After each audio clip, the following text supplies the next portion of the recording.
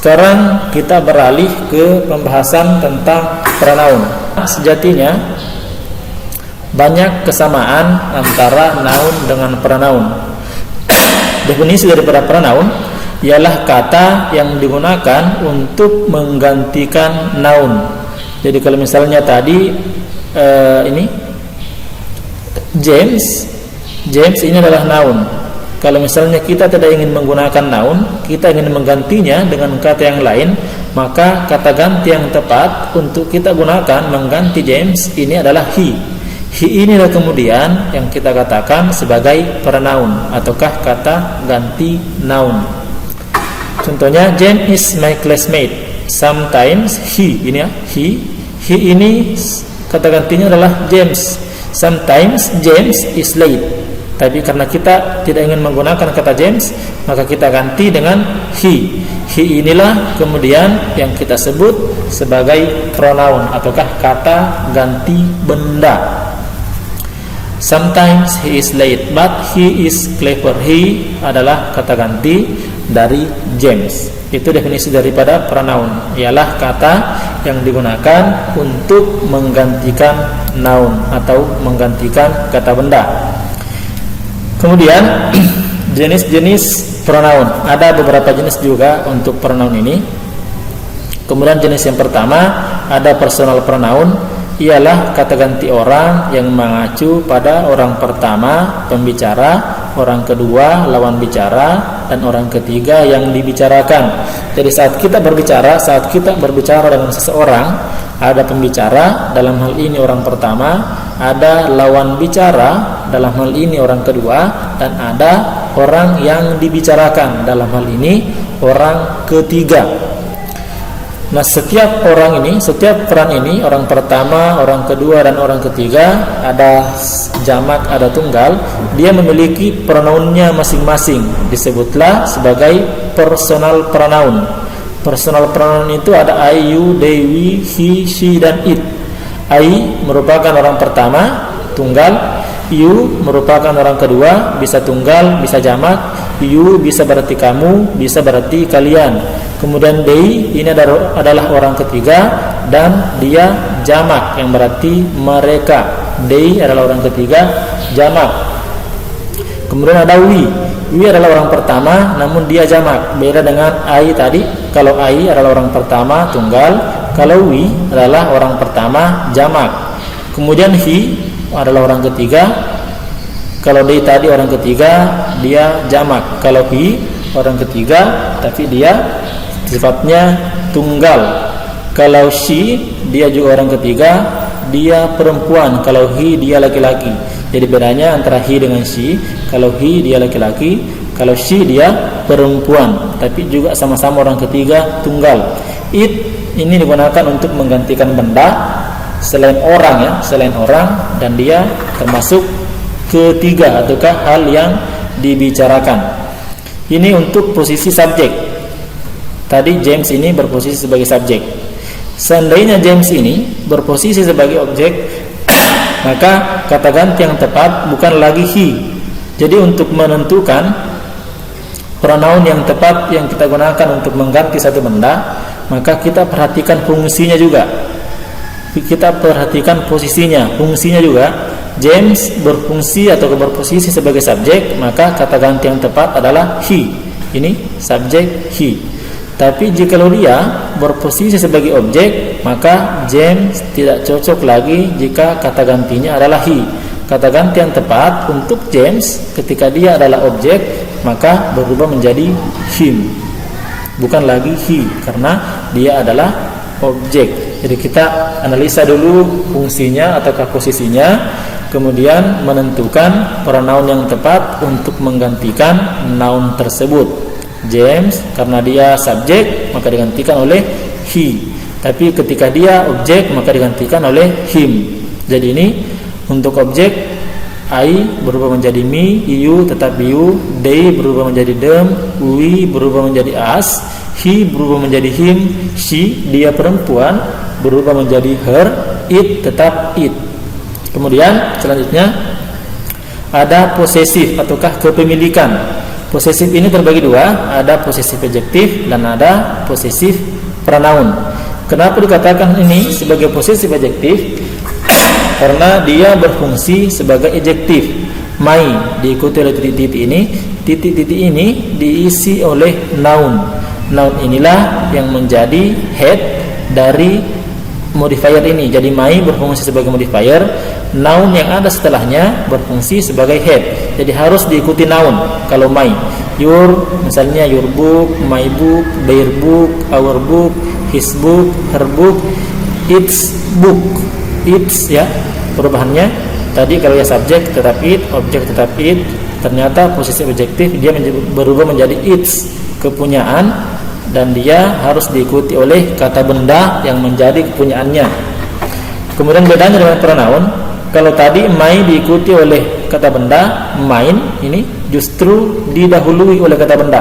Jadi harus ada kata benda yang mendahului sebelum muncul ini posisi pronoun. Kalau posesif adjektif harus diikuti oleh kata benda, sementara posesif pronoun harus didahului oleh kata benda.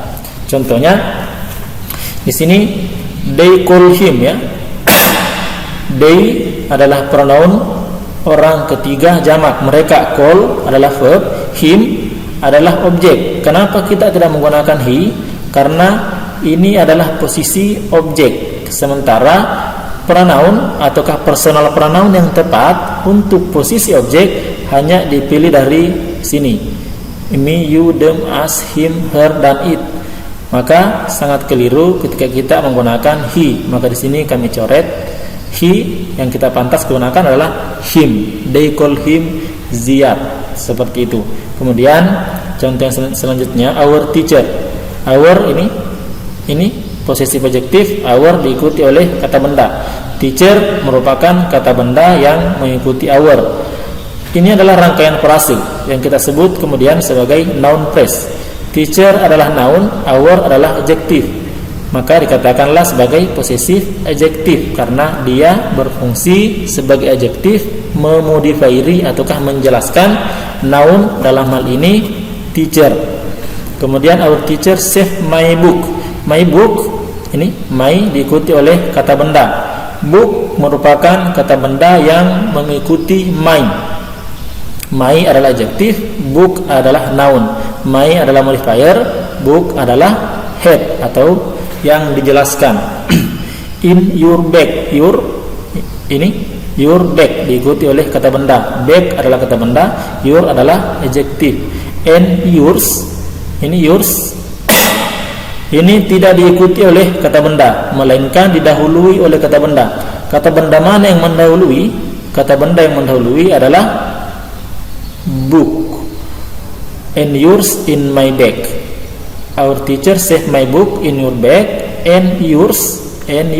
Jadi yours ini yang dimaksud adalah bukumu. Jadi ini guru kita menyimpan bukuku di dalam tasmu, dan bukumu ini book merupakan kata yang mendahului posesif pronoun. Jadi ingat, kalau posesif adjektif harus diikuti oleh kata benda, kalau posesif pronoun harus didahului oleh kata benda. Itu perbedaannya. Yours in my bag, di dalam tasku. Bag adalah noun, my adalah adjektif. Kemudian selanjutnya ada refleksif pronoun. Refleksif ini kita bahas di slide selanjutnya. Jadi refleksif pronoun ialah kata ganti yang merujuk kepada diri sendiri. Refleksif, merefleksi ya. Refleksif pronoun ialah kata ganti yang merujuk pada diri sendiri. Contohnya, John and Katie do their job by themselves. Themselves ini adalah refleksif pronoun yang merujuk kepada John and Katie. Jadi merujuk kepada diri sendiri, merujuk kepada John and Katie. Itu refleksif pronoun, themselves. Kemudian jenis noun yang ketiga, reciprocal pronoun, ialah kata ganti yang menunjukkan hubungan timbal balik.